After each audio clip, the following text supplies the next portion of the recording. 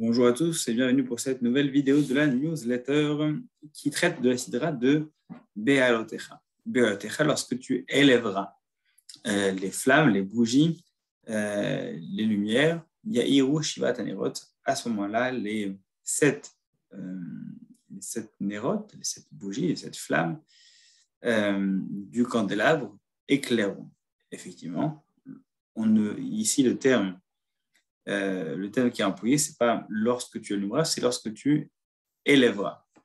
Et là, il y a une symbolique qui est assez claire, en fait, dans le champ lexical de la lumière, de l'éclairage, de l'éclairement, même de l'esprit des lumières. On connaît bien le champ lexical des lumières. Ici, l'idée, c'est effectivement, au sens propre, autant au sens figuré, de faire en sorte d'utiliser la lumière pour élever.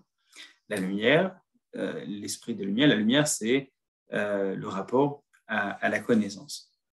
Le rapport à la connaissance, il peut servir à embraser du regard, embraser une personne, y mettre le feu, en fait, l'incendier, autant qu'il peut servir de l'éclairer. C'est d'ailleurs la raison pour laquelle la Torah est comparée au feu, parce que on peut l'utiliser autant pour incendier que pour éclairer.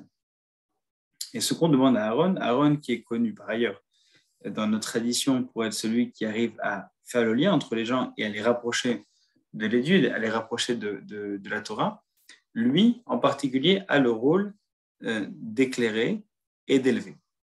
Be'alotecha, son rôle à lui, ce n'est pas d'allumer les lumières, c'est d'élever les lumières.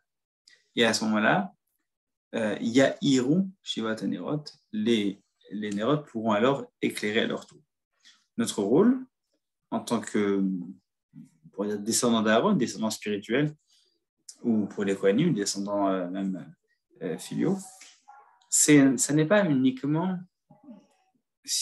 et si déjà c'était seulement le cas, ce serait déjà beau, d'être garant d'une connaissance ou d'intégrer une connaissance, c'est de faire en sorte que cette lumière serve à élever, c'est-à-dire à, comme on dit, élever le débat, regarder, prendre de la hauteur.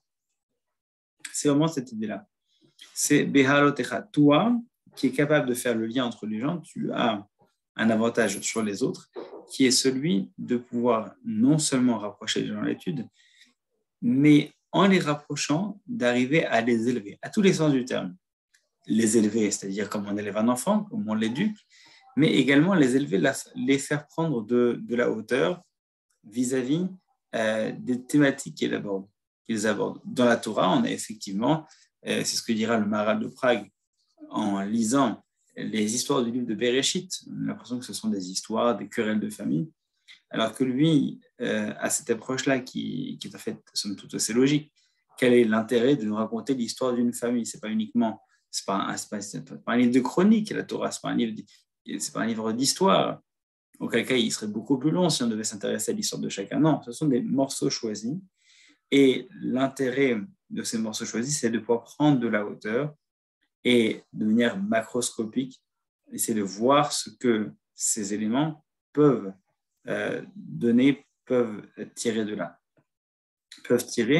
Qu'est-ce qu'on peut tirer donc, de ces enseignements? Donc, qu'est-ce que, à travers ces histoires qui ont l'air anecdotiques, sortir de l'anecdote, entrer dans la métaphore, tirer la symbolique et élever les gens, élever le débat, élever la connaissance. Ya'iru Shivat Anerot, c'est de cette manière qu'alors on peut éclairer.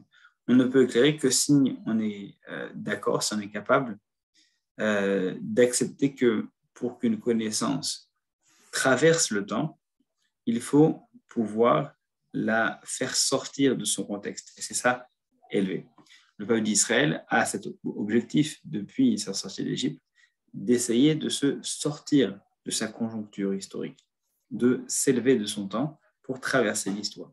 La menorah, en cela, est un symbole qui n'a pas fait de traverser l'histoire jusqu'à aujourd'hui. C'est un symbole qui éclaire à travers la fête de Hanouka, à travers le chandelier de Shabbat, à travers la symbolique de ces menorot-là, à travers celles qui étaient représentées sur les tombes de nos ancêtres partout dans le monde parce que c'était le symbole du judaïsme, celui qui est capable d'élever pour éclairer et d'éclairer pour élever. Shabbat Shalom à tous et à la semaine prochaine pour une nouvelle vidéo de la newsletter. N'oubliez pas d'ailleurs que nous organisons un Shabbat assez exceptionnel le 24 et 25 juin. On va venir une chorale entière, une trentaine de personnes qui se déplacent depuis Jérusalem pour nous livrer un Shabbat et un concert extraordinaire. Donc, c'est incontournable. Réservez vite vos places et vos billets auprès du secrétariat parce que ce sera vraiment phénoménal. Shabbat Shalom.